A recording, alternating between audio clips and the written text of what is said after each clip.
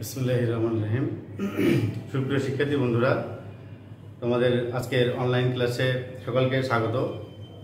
আশা করছি তোমরা সকলেই ভালো আছো। আমি ইনশাআল্লাহ ভালো আছি আল্লাহর রহমতে। তো আগামী গত ক্লাসে আমরা তোমাদের গণিত বইয়ের চতুর্থ অধ্যায় সম্পর্কে আলোচনা করেছিলাম, আর আজকে আমরা ওই অধ্যায়েরই বাকি অংশটুকু আলোচনা করি। ঠিক আছে, তোমরা সকলেই মনোযোগ সহকারে আমার কথাগুলো ভালো করে শুনবে, আর আমি বোর্ডে যা লিখবো সেই লেখাগুলো তোমরা দ্রুত তুলে নেবে এবং পরবর্তীতে এগুলো চর্চা করবে বা প্র্যাকটিস করবে। ঠিক আছে, কারণ আমরা জানি যে যদি আমরা গণিত বেশি প্র্যাকটিস করি তাহলে আমরা বেশি আয়ত্তে আসবে আমাদের, তা নাহলে আমাদের সহজে আয়ত্তে আসবে না। তো এই বিষয়টা তোমরা একটু খেয়াল রাখবে এবং বেশি বেশি করে বাসায় প্র্যাকটিস করবে। ঠিক আছে, তো আর তোমরা অবশ্যই স্বাস্থ্যবিধি মেনে চলাফেরা করবে। পারতপক্ষে বাসার বাইরে যাবে না অতি প্রয়োজন ছাড়া। আর অবশ্যই যদি বাইরে যাও তাহলে অবশ্যই মাস্ক পরিধান করবে এবং ঘন ঘন হাত পরিষ্কার করবে সাবান পানি দিয়ে 20 সেকেন্ড ধরে, এবং অন্যান্য স্বাস্থ্যবিধিগুলো যথাযথভাবে মেনে চলবে। আচ্ছা, যাই হোক, আমরা আজকে আলোচনায় আসি। তো আজকে আমরা তোমাদের গুণ অধ্যায় চতুর্থ অধ্যায়ের গুণ সম্পর্কে আরও বিস্তারিত আলোচনা করব। যদিও আমরা এর আগের ক্লাসে তোমাদের বেসিক বেসিক ধারণাগুলো দিয়েছিলাম। যেমন আমরা আগের ক্লাসে শিখেছিলাম যে গুণক, গুণফল আসলে কি, তারপর গুণফল সমান কি, হ্যাঁ, এগুলো আমরা আগে জেনেছিলাম। তো আজকে আমরা তোমাদের বোর্ড বইয়ের 60 পৃষ্ঠার তোমার যে গাণিতিক সমস্যাগুলো আছে এই সমস্যাগুলো আমরা আজকে সমাধান করবো ইনশাআল্লাহ। তো তোমরা সকলেই তোমাদের গণিত বই বের করো, গণিত বইয়ের তোমার 60 পৃষ্ঠা বের করো। 60 পৃষ্ঠার যে কথা অঙ্কগুলো আছে আজকে আমরা সেগুলো সমাধান করবো ইনশাআল্লাহ। তো আজকে আমরা দেখো, তোমরা সকলেই বই খাতা এবং কলম নিয়ে রেডি হয়ে যাও, এবং আমি যে অঙ্ক সমস্যাগুলো করাবো, গাণিতিক সমস্যাগুলো, এগুলো তোমরা মনোযোগ সহকারে তুলে নাও এবং বাসায় বারবার চেষ্টা করবে, প্র্যাকটিস করবে। তো আজকে আমরা প্রথমত তোমাদের গণিত বইয়ের পৃষ্ঠা নম্বর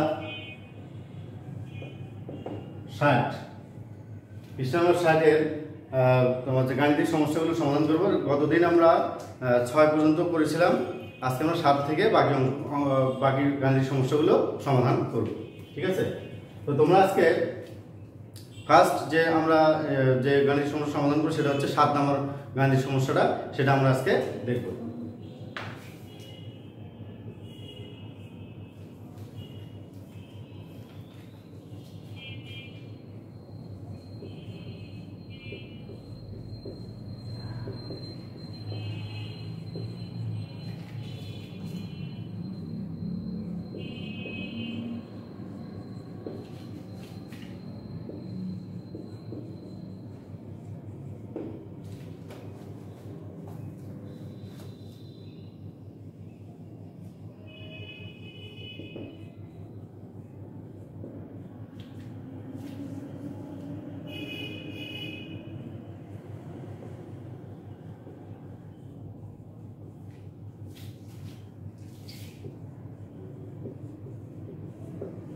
প্রতি সারিতে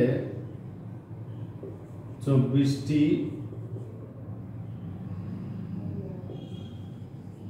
গাছ আছে, বাগানে কতগুলো গাছ আছে?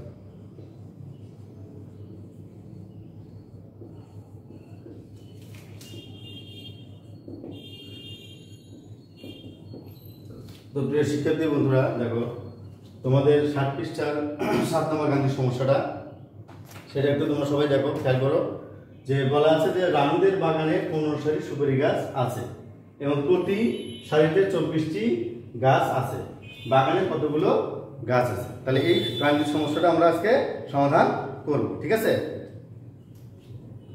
তো দেখো আমরা এখানে সমাধান করতে পারি কিভাবে, দেখো সমাধান।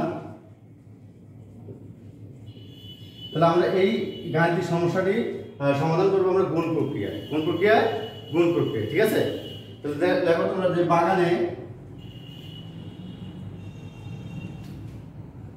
বাগানে গাছ আছে এক সারিতে, এক প্রতি সারিতে মানে এক সারিতে, ঠিক আছে, প্রতি মানে হচ্ছে এক। বাগানে এক সারিতে গাছ আছে 24টি। তো দেখো প্রতি সারিতে গাছ আছে 24টি, অর্থাৎ বাগানে এক সারিতে গাছ আছে 24টি। অতএব বাগানে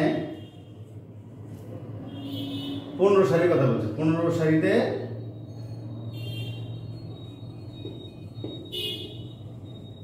গাছ আছে 24 গুণন 15 কি। তো আমরা দেখতে পাচ্ছি যে এক সারিতে যদি 24টা থাকে তাহলে অবশ্যই 15 সারিতে বেশি থাকবে, তাহলে এখানে গুণ হবে, ঠিক আছে। তাহলে আমরা গুণ প্রক্রিয়া এটা সমাধান করব।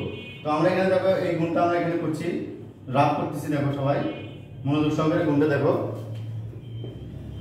তো 15 দিয়ে 24কে আমরা এখন গুণ করব, ঠিক আছে। দেখো 4 5 4 আর 5 প্রথমে গুণ করতে হবে, এই সংখ্যা থেকে এই সংখ্যাকে গুণ করতে হবে। 4 5 20, অর্থাৎ 20 এর 0 আর থেকে 2, 5 দুগুণে 10 আর 2 এ 12। যেহেতু এখানে 2 অঙ্ক বিশিষ্ট সংখ্যা গুণ হচ্ছে, সুতরাং এখানে একটি শূন্য নিতে হবে। তাহলে 4 দিয়ে 1 কে গুণ করতে হবে, 4 1 কে 4, 2 দিয়ে 1 কে গুণ করলে 2 1 কে 2। তাহলে আমরা এখানে এই দুটো যোগ করব, ঠিক আছে। 0 0 0 যোগ করলে 0 হয়। 4 আর 2 এ 6, হাতে নেই, 3 এর আগে আর 2 এর আগে 3, অর্থাৎ 360, ঠিক আছে বন্ধুরা। তাহলে আমরা এখানে গুণ করে পেলাম কত, ফলাফল পেলাম, গুণফল পেলাম 360।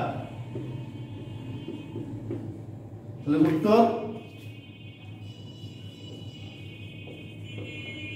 উত্তর বাগানে কতগুলো গাছ, তাহলে বাগানে 360টি গাছ আছে। তোমরা সবাই এটা তুলে নাও ভালোভাবে, আর এটা বাসায় প্র্যাকটিস করবে।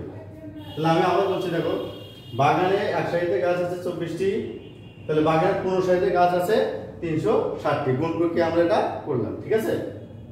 দেখো কোনটা আমরা করেছি, তাহলে উত্তর বাগানে 360টি গাছ আছে, ঠিক আছে। তোমরা সবাই তুলেছ, তাহলে আমি এটা এখন মুছে দেবো, ঠিক আছে।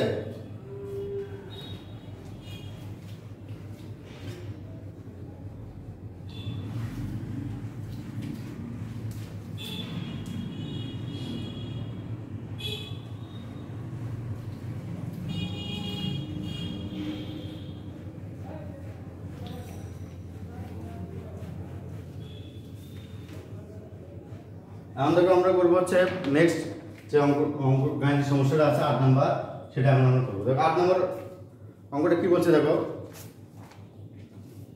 তন্দ্রা চাকমা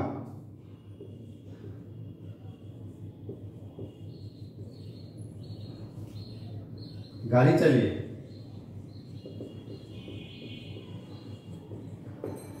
চালিয়ে ঘন্টায় 45 কিলোমিটার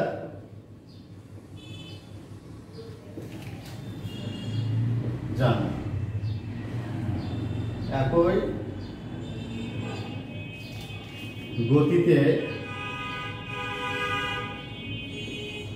একই গতিতে 8 ঘন্টায় তিনি কত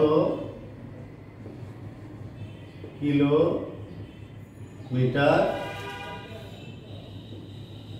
যাবেন।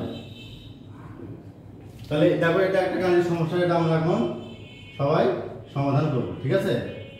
তোমরা ভালো করে এটা তুলে নাও, ঠিক আছে। তো দেখো এখানে বলা আছে যে তন্দ্রা চাকমা গাড়ি চালিয়ে ঘন্টা মানে 1 ঘন্টায়, প্রতি ঘন্টা বা 1 ঘন্টায় 45 কিলোমিটার যান। একই গতিতে 8 ঘন্টায় তিনি কত কিলোমিটার যাবেন। তাহলে আমরা এটা গুণ প্রক্রিয়া সমাধান করতে পারি। দেখো যে প্রথমত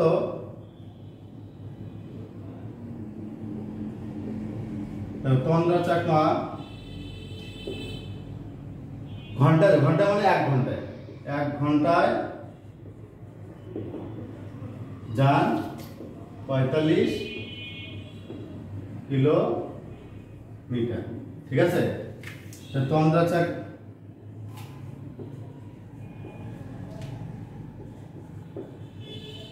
50 মা বলছে 8 ঘন্টায় তিনি কত কিলোমিটার দৌড়, তাহলে এখানে হবে 8 ঘন্টা।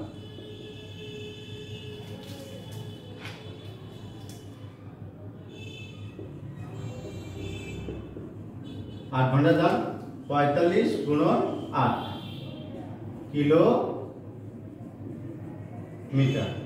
ঠিক আছে। তাহলে সমান সমান, তাহলে 45 কে আমরা যদি এখন 8 দিয়ে গুণ করি তাহলে আমরা গুণফল পাবো কত, সেটা আমরা এখন এই গুণটা রাফ করলে বুঝতে পারবো। তাহলে আমরা এই সংখ্যা এই 5 কে 8 দিয়ে গুণ করতে হবে, কত হবে 5 আসছে 40 এর 0 হাতে থাকে 4, ঠিক আছে। হাতে কত 4, 4 আসছে 32 আর 4 32 33 34 35 36, ঠিক আছে।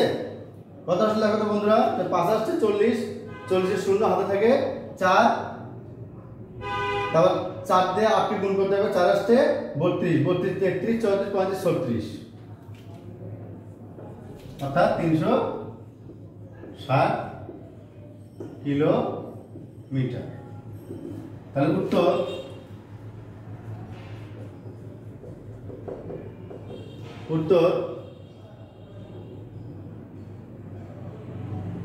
উত্তর হচ্ছে যে তিনি যান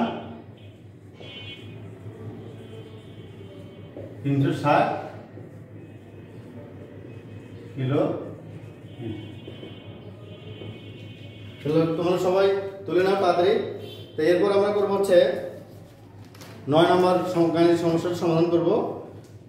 তোমরা সবাই 9 নম্বর গাণিতিক সমস্যাটা সবাই একটু দেখো, আমি এটা তুলছি, বোর্ডে তুলতেছি, সবাই একটু দেখো। সবাই তোমার তোলা হয়ে গেছে, আমি এখন এটা মিশাবো।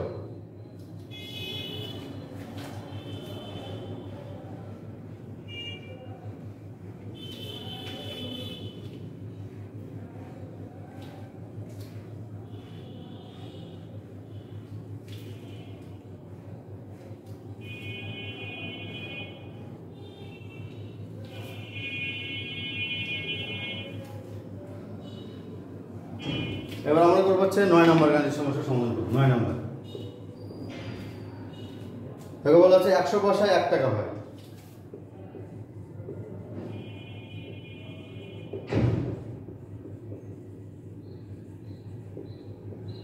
100 পয়সায় 1 টাকা হয়, 10 টাকায় কত পয়সা হবে?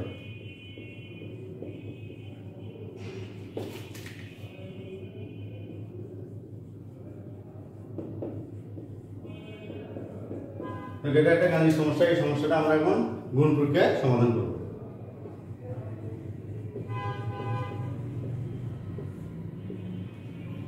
দেখো এখানে বলা আছে যে 100 পয়সায় 1 টাকা হয়, তাহলে 10 টাকায় কত পয়সা হবে, ঠিক আছে। তাহলে 1 টাকা সমান কত পয়সা, সমান 100 পয়সা। অতএব 10 টাকা সমান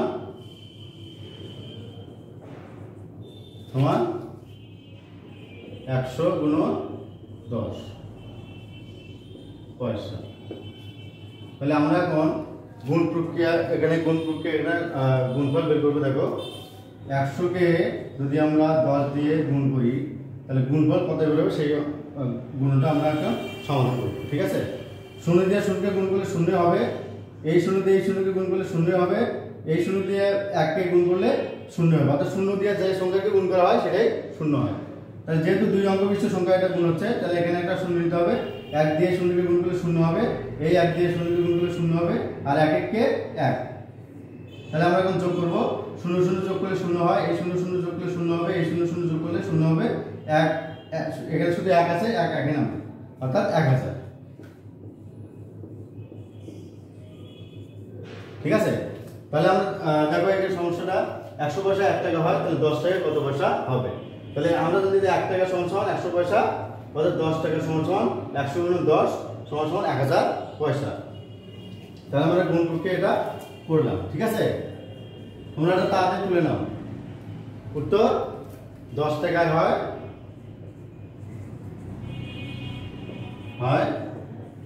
1000 পয়সা। সবাই তুলেছ, তাড়াতাড়ি তুলে নাও। এবার আমরা করব 10 নম্বর সমস্যা সমাধান করব। আমি এখন এটা মিশিয়ে দেব।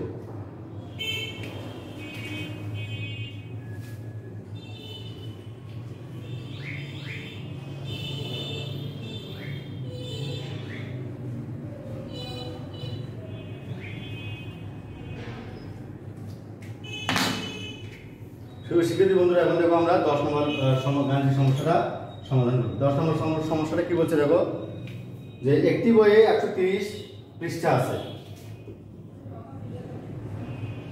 একটি বইয়ে 130 পৃষ্ঠা আছে। এরূপ 28টি বইয়ে কত পৃষ্ঠা আছে? এই গাণিতিক সমস্যাটি আমরা এখন সমাধান করব। ঠিক আছে, দেখো যে এখানে বলা আছে যে একটি বইয়ে 130 পৃষ্ঠা আছে, তাহলে এরও 28টি বইয়ে কত পৃষ্ঠা থাকবে আছে। তাহলে আমরা এখানে সহজে একটা গুণ প্রক্রিয়া সমাধান করতে পারি। দেখো একটি বইয়ে পৃষ্ঠা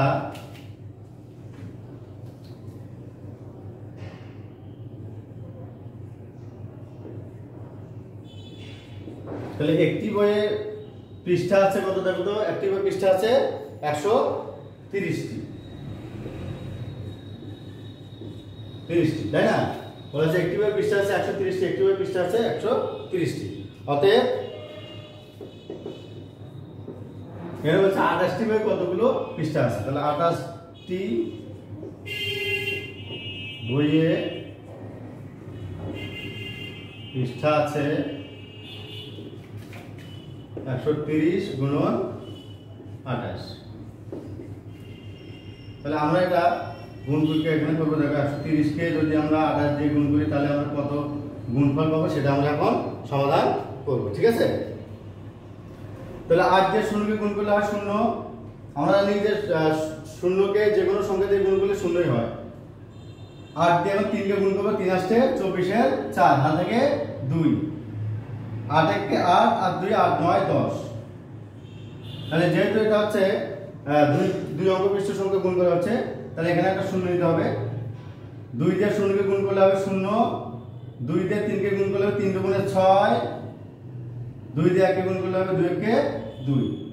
দেখো এই যোগটা যখন আমরা করব তখন সংখ্যাগুলো নিচে নিচে লিখব এবং নিচে নিচে যোগ করব। 0 0 যোগ করলে হয় 0, 4 আর 0 যোগ করলে হয় 4, 6 আর 0 যোগ করলে হয় 6, 2 এর আগে 3। অর্থাৎ আমরা এখানে কত বললাম যে গুণফল বললাম 3640, 3640 টি পৃষ্ঠা আমরা এখানে পেলাম। ঠিক আছে, তাহলে আমরা এটা গুণ প্রক্রিয়ায় এই গাণিতিক সমস্যার সমাধান করলাম যে একটি বইয়ে পৃষ্ঠা আছে 130টি, তাহলে 28টি বই অবশ্যই বেশি থাকবে, তাহলে এখানে গুণ হবে। গুণ করে আমরা পেলাম 130 গুণ 28 সমান সমান 3640টি পৃষ্ঠা আমরা পেলাম। ঠিক আছে, তো বন্ধুরা সবাই এটা তুলে নাও। ঠিক আছে, সবাই তুলে নাও, আমরা একটু পরে এটা মিশে দেবো। এরপর আমরা করবো হচ্ছে তোমাদের বোর্ড বইয়ের 7 পৃষ্ঠার 11 নম্বর গাণিতিক সমস্যাটার সমাধান এখন আমরা করব। ঠিক আছে,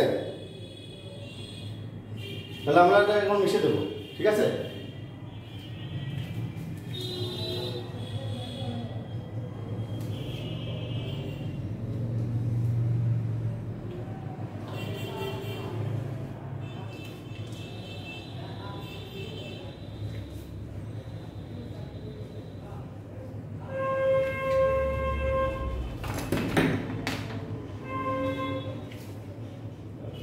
তাহলে এখন আমরা করবো দেখো 11 নম্বর। রিমির টাকার 14 গুণ টাকা নিকুর কাছে আছে।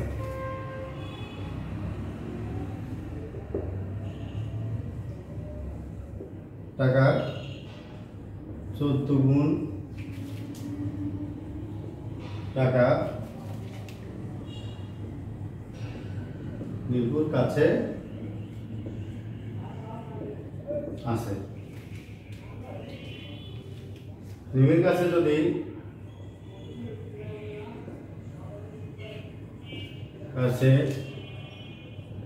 যদি 225 টাকা থাকে তবে নিপুর কাছে কত টাকা আছে। তাহলে দেখো আমরা এটা সমাধান করবো এখন। তাহলে বন্ধুরা সবাই যে রিমির কাছে 225 টাকা, দেখো রিমির আছে 225 টাকা, ঠিক আছে।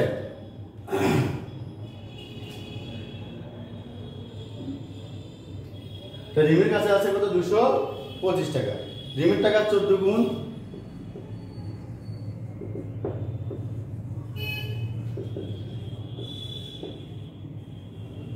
তাহলে রিমির টাকা 14 গুণ টাকা আছে নিপুর কাছে।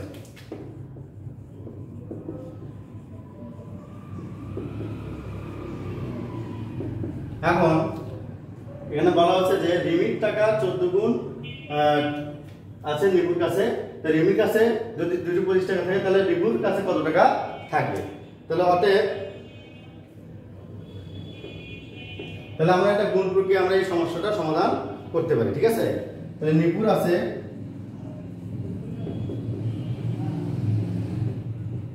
225 গুণ 14 টাকা। তাহলে আমরা এটা গুণ প্রক্রিয়া সমাধান করতে পারি, ঠিক আছে। তো দেখো 5 দিয়ে 4 কে গুণ করলে 4 পাশে 20, 20 শূন্য হাতে 2, 4 দিয়ে 2 কে গুণ করলে 4 দুগুণে 8 আর 2 10 শূন্য হাতে থাকে 1, 4 দিয়ে 2 কে গুণ করলে 4 দুগুণে 8 আর 1 9। তো যেহেতু 2 অঙ্ক বিশিষ্ট সংখ্যা এটা, এখানে একটা শূন্য নিতে হবে। এখন 1 দিয়ে 5 কে গুণ করলে 5 একে 5, 2 দিয়ে 1 কে গুণ করলে 2 একে 2, 2 দিয়ে 1 কে গুণ করলে 2 একে 2। তাহলে আমরা যোগ করব, 0 0 যোগ করলে 0, 5 আর 0 যোগ করলে 5, 2 আর 9 9 10 11, 9 9 2 যোগ করলে হয় 11, 1 হাতে থেকে 1, 1 আর 1 1 আর 2 এখানে 3 বলি, ঠিক আছে। তাহলে আমরা এখানে কত পেলাম? গুণফল পেলাম 3150 টাকা। তাহলে অতএব নিপুর কাছে আছে 3150 টাকা।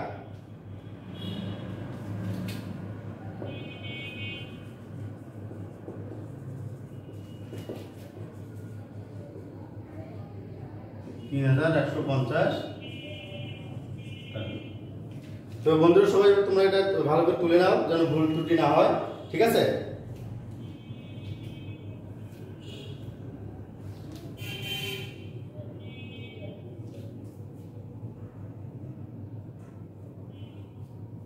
সবাই তোলা হয়ে গেছে? আচ্ছা, ওকে, থ্যাংক ইউ।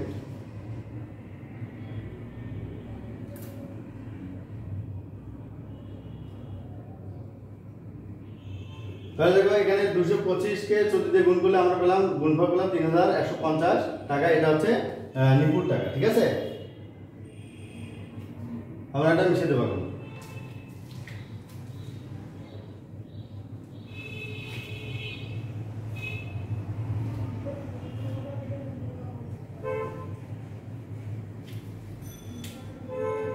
দেখো বন্ধুরা, আর এই পৃষ্ঠাতে আর একটা গাণিতিক সমস্যা আছে, এটা আমরা সমাধান করবো। দেখো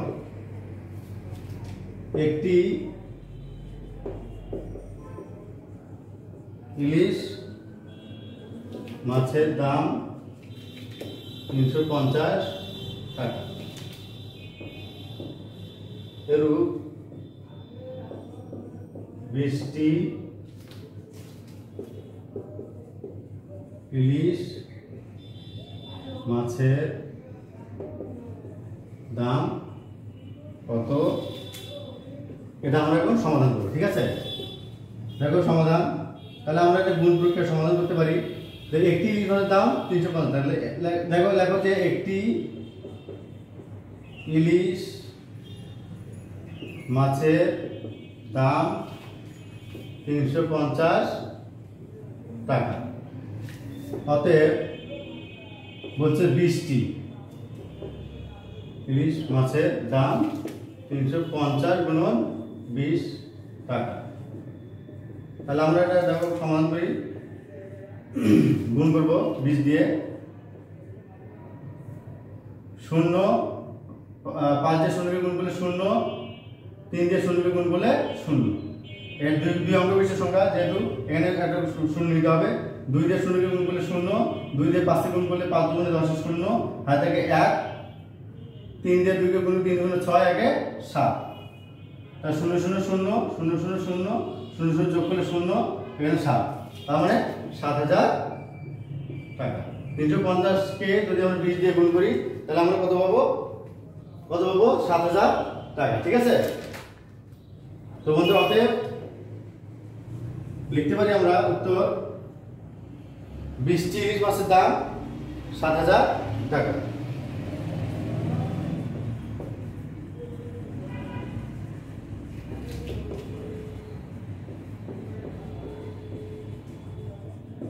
তো বন্ধুরা, আজকে আমরা এই পর্যন্তই। তো আজকে আমাদের এই 60 পৃষ্ঠার যে গাণিতিক সমস্যাগুলো ছিল সেগুলো আমরা আজকে সমাধান করে ফেললাম। তো এরপর আমরা পরবর্তীতে নেক্সট যে অধ্যায় আছে এই অধ্যায় সম্পর্কে আমরা বিস্তারিত আলোচনা করব। তো আজকে তোমরা এটা তাড়াতাড়ি তুলে নাও, এখন আমরা মিশিয়ে দেবো এটা। তো আমরা আশা করি যে তোমরা এই গাণিতিক সমস্যাগুলো ভালোভাবে শিখতে পারলে, এবং এগুলো বাসায় যদি তোমরা প্র্যাকটিস করো বেশি বেশি, তাহলে তোমাদের আরও এটা আয়ত্তে আসবে। আর পরবর্তী ক্লাসে আমরা পরবর্তী কোনো টপিকস বা অধ্যায় নিয়ে আমরা আলোচনা করব। সেই পর্যন্ত তোমরা সকলে ভালো থাকো, সুস্থ থাকো, এবং তোমার সকলে মঙ্গল কামনা করছি। আল্লাহ হাফেজ।